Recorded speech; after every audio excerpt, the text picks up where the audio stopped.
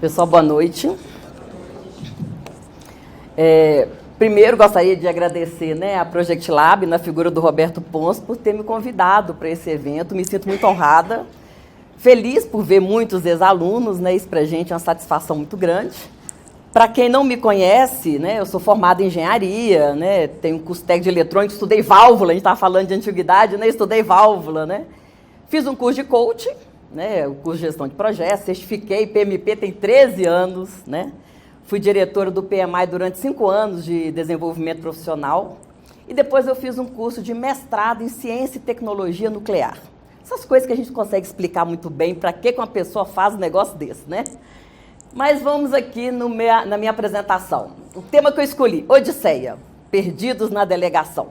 E coloquei, que eu achei muito interessante, esse desenho aí. Eu começo por esse desenho. Por que nesse desenho? Porque, gente, eu começo pensando dentro da minha casa. A casa da gente é uma organização que precisa dar lucro, precisa funcionar, e a delegação tem que começar dentro de casa.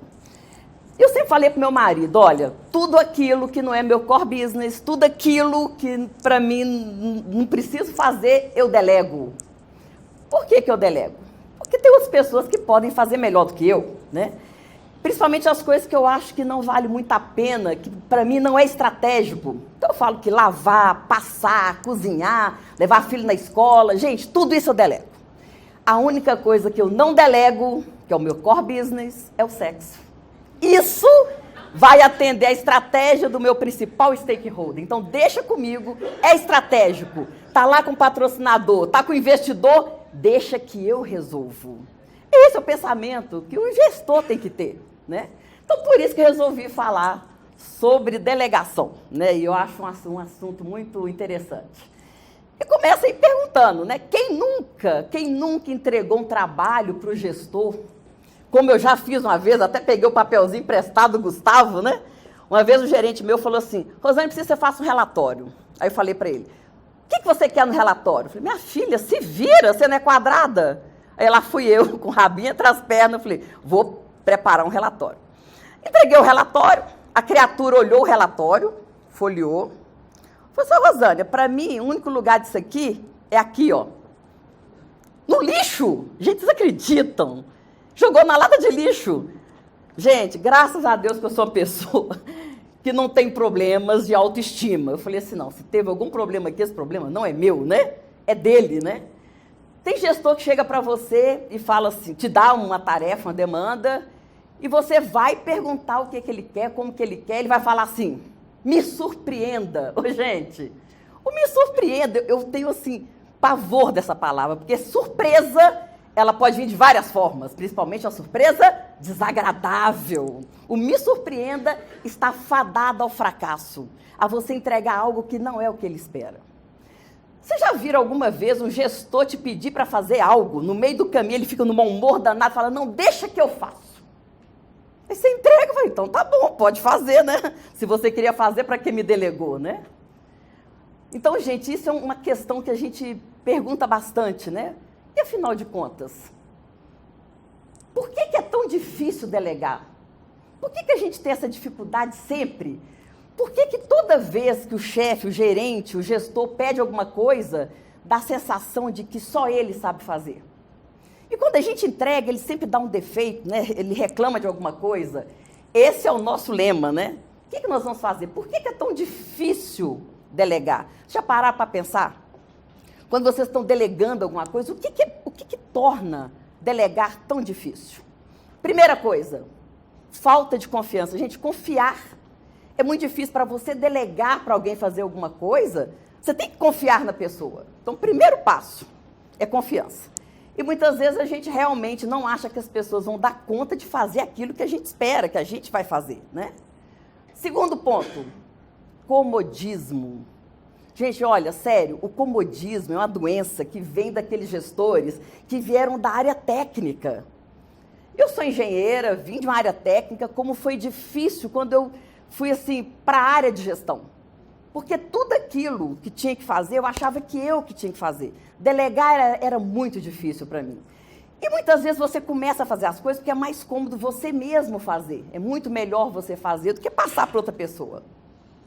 Depois, gente, um fator muito, muito sério é o que a gente chama de círculo vicioso. Você já ouviu falar disso? Círculo vicioso? Sabe aquela música do Chico Buarque? Roda Viva, sabe? Na hora que a gente entra na roda viva, você fica louco. Então você começa a gastar muita energia fazendo um monte de coisa que você poderia ter delegado, mas você não tem tempo para parar para pensar. Quando você gasta toda a energia, o trabalho concluiu, você pensa, puxa vida, eu poderia ter delegado para alguém. E o tempo passou e você ficou só no operacional. Então é muito sério isso aí. Então a gente tem que ter muito cuidado na hora que a gente está com problema de delegar. Eu adoro essa foto, gente. Como as pessoas têm dificuldade de delegar, o que elas fazem? Delargam, né? Delargar é o mais fácil. Por que é mais fácil? Quando a gente fala de delargar, é na hora que você fala assim, cara, se vira, você não é quadrado. Já viram o pessoal falar assim? Toma que o filho é seu. Né? Essa parte que é a parte mais séria. Toma que o filho é teu. Você começa a pensar, gente, qual foi o momento que eu gerei esse filho, que eu pari, né? Quando eu estava naquele exemplo meu inicial, era bom, né? Na hora que você pensa, bom, o meu core business deixa que eu faço, né? O produto final é o filho. Toma que o filho é teu. Então, isso é complicado. Na hora que a gente fala assim, gente, eu tenho um abacaxi para descascar, vai você descascar o abacaxi. Na hora que os gerentes estão delargando, você sente só. Você começa a pensar, como eu vou fazer essa tarefa, né? É a hora que a gente fala, gente, eu quero surpreender. E toda vez que você quer surpreender, que você faz o melhor que você pode, o que acontece? Na hora que você entrega, você chega à conclusão, pela cara do seu chefe, pela linguagem não verbal, que o que você fez não atendeu a expectativa. Mas a culpa é sua? Não, lembra da história do relatório? Cara, ele não me delegou, ele delargou e rezou depois para que tudo desse certo, né? Então a gente tem que ter muito cuidado, essa parte de delargar, ela é muito complicada. A gente sempre fala, cara, eu vou largar a batata quente na mão do outro, e ele que se vira. Então o gestor ele não pode fazer isso. O que é delegar, gente? Delegar é transferir responsabilidade. E isso não é uma coisa fácil, porque você vai querer que o outro faça algo como se você fosse fazer. Já pensaram tanto que é difícil? Na hora que você delega algo para os outros, assim, gente, eu tenho que fazer isso de uma forma que seja coerente, né? Então, existem várias etapas para você poder delegar e não delargar, né? Como que eu faço para delegar? Porque eu estou dando poder e representatividade para outra pessoa para que ela faça aquilo que eu iria fazer. Mas como eu tenho outras coisas mais importantes, estratégicas para resolver, eu vou precisar delegar. Essa é uma das grandes vantagens, a gente gastar o tempo que eu estaria fazendo atividade que poderia ser delegada, eu vou gastar esse tempo fazendo o quê? Trabalhando no estratégico, trabalhando nas mudanças, né? Porque a gente, hoje, né, o próprio Gustavo falou, né? O mundo gira, o mundo muda o tempo inteiro, então a gente tem que estar sempre adequado a essas mudanças, né? Primeiro ponto, interessante que o Zé Fernando ele falou, comunicação. A comunicação, gente, de acordo com o novo PMBOK, o gerente de projeto ele gasta 95% do tempo comunicando. Isso não é novidade para ninguém, né? A habilidade de comunicar é que vai fazer você, gestor, ser um cara que vai delegar tudo muito bem. Existe uma frase que eu gosto muito, que fala assim, ó, quando a linguagem não é adequada, o que você fala não é o que você pretende dizer. Se o que você fala não é o que você pretende dizer, aquilo que precisa ser feito fica sem fazer. Olha que interessante. Se você não se comunica bem, se você não fala da forma adequada, como que as coisas precisam ser feitas, é lógico, gente, que o que você vai receber de volta não é o que você esperava. Porque você não adequou a sua linguagem à pessoa que você está delegando, né? E isso é muito sério.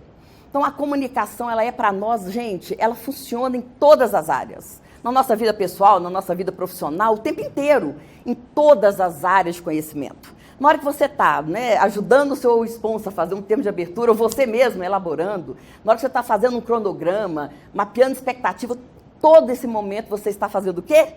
Comunicando. É o tempo inteiro. Então, é uma habilidade que precisa ser muito bem desenvolvida e utilizada o tempo inteiro. Delegar exige planejamento. Legal que quando o Gattoni apareceu, o único slide, eu falei assim, que interessante. Nós temos ali o sponsor, né, a pessoa que vai delegar alguma coisa. E ele falou assim, gente, nós precisamos planejar. Planejar quando a gente vai delegar. Você já parar para pensar que para delegar não é simplesmente falar que a pessoa tem que fazer, você tem que se planejar antes. O que é que eu vou delegar? Lembra que eu falei no iniciozinho do slide? Tudo aquilo que outra pessoa pode fazer por mim, por que eu tenho que fazer? Eu tenho que gastar minha energia, eu tenho que gastar meu tempo com coisas que realmente são estratégicas, coisas que a empresa precisa, que eu, na minha condição de gestor, só eu tenho condição de resolver naquele momento. Não que eu não tenha uma equipe capaz, eu posso ter uma equipe muito capaz, mas é uma equipe que precisa de quê? De mais maturidade, ela precisa ser treinada, né? Então, o planejamento ele é muito importante. Você tem que planejar o que você vai delegar, como que você vai delegar, quem é a pessoa mais adequada no meu time, quais são as habilidades do meu time. Gente, isso é uma coisa que a gente não para pensar. Você tem um time, vocês conhecem todo mundo que trabalha com vocês? Vocês conhecem as habilidades dessas pessoas? Gente, nós não somos bons em tudo. Né? A gente tem algumas pessoas que sobressaem em algumas coisas, outras em outras. Então, a gente precisa saber o que delegar e para quem delegar. Então, nós vamos precisar gastar um pouquinho do nosso tempo fazendo o quê? Entendendo o stakeholder, nossa equipe, conhecendo essas pessoas, para na hora que você for fazer a delegação, você fazer para a pessoa adequada, né? Então, exige um planejamento. E esse planejamento, gente, precisa ser feito, lógico, né? Com antecedência, não é na hora, né?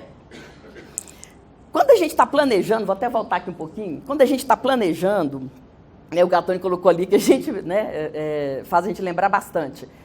Você planeja, mas você tem que chegar com a pessoa. Lembra, a gente sempre fala isso, né? Nós, gerentes de projetos, nós precisamos trabalhar com a equipe. Então, se você vai delegar alguma coisa, no planejamento, você chama a pessoa, conversa com ela.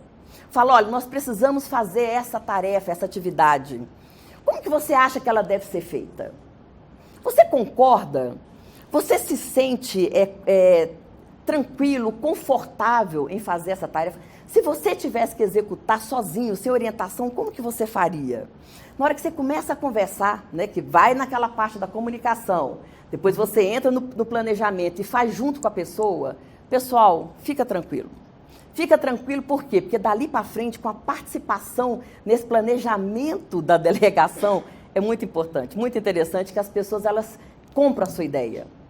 Isso é bom por quê? Porque você aumenta a autoestima da equipe. Gente, não tem coisa pior do que você trabalhar com um gestor, que você olha para ele e você sente que ele não confia em ninguém. Não confia em ninguém. E não tem coisa melhor que trabalhar com alguém que você percebe que ele delega funções. A gente cresce quando nos é delegado as coisas, né? A gente aprende, né? Planejei junto com a pessoa, questionei, usei minha habilidade de comunicação, negociei prazos. Para delegar tem que ser, né? O que fazer, como fazer, qual é o prazo. E a gente vai depois para qual parte? Acompanhamento, follow-up. Cuidado, esse follow-up, as pessoas têm que entender que não é vigia. Porque às vezes o gerente, o gestor te delega alguma coisa e fica te vigiando. Gente, eu tive um chefe que ele era assim. Ele me passou uma tarefa, eu tinha que entregar na sexta-feira. Na terça-feira ele ficou me cutucando. E aí, já fez? Gente, eu falei assim, claro que não. A data combinada não era sexta? Se fosse para entregar terça, já estaria com o trabalho concluído. Então, vigiar, a gente percebe quem está vigiando a gente. Vocês não percebem? Você olha, o cara fez e fica olhando com desconfiança, você percebe. A linguagem não verbal, ela conta demais. Então, monitorar e controlar. Olhar, acompanhar, né, ver o que está sendo feito. Gente, quando a gente vai delegar algo, que é algo mais longo, o que é o ideal fazer? A gente sabe, quem faz gestão de projeto sabe. Define pequenas entregas. Quando você define pequenas entregas, você combina as datas de acompanhamento e vê se está legal. Olha, eu aprendi muito com um antigo diretor meu. Uma vez eu cheguei para ele e falei assim, o colega, né? Vou falar o nome dele agora. Eu estou com um problema. Ele chegou para mim e falou assim, e o que eu tenho com isso? Isso é um problema seu, não é meu? Se eu tiver que resolver o seu problema, eu vou estar fazendo o seu trabalho. E se eu estou fazendo o seu trabalho, alguém aqui está sobrando. Eu te garanto que esse alguém não sou eu. Ô, gente, eu olhei para ele e fiquei em estado de choque. Aí ele chegou, falou assim para mim: da próxima vez que você tiver um problema, você busque 3 soluções. E para cada solução, você fale para mim qual vai ser o impacto. Aí sim, você me procura, eu vou te ajudar a escolher a melhor solução. Falei, nossa, então tá bom. Gente, nunca mais na minha vida eu cheguei na sala desse meu diretor para falar com ele que eu estava com problema. Isso foi bom porque eu tinha duas opções, né? Eu ia, morria, me acabava, falava, não, cara grosso, vou pedir demissão. Ou eu tinha um outro pensamento, que foi o que eu tive. Eu falei assim, nunca mais na minha vida ninguém vai me chamar a atenção por causa disso. Porque toda vez que eu tiver um problema, eu vou procurar resolver. Então, eu acho muito importante, na hora que a gente está delegando, é na hora que você dá para a pessoa o quê? Poder. A gente fala muito, né? Empoderar, né, a pessoa. Dar poder, dar autoridade para a pessoa.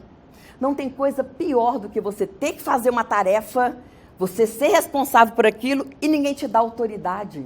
Isso é difícil demais.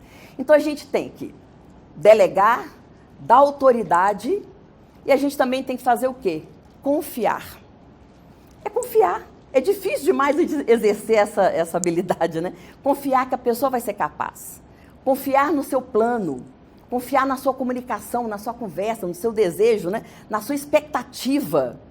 Porque quando você está planejando, uma das coisas que você precisa fazer é o que é? Falar a sua expectativa. Grandes problemas, quando a gente delega, é porque a gente não deixa claro o que a gente espera. A expectativa, ela é para mim uma palavra que fica o tempo inteiro na minha cabeça. O que a pessoa espera que eu faça?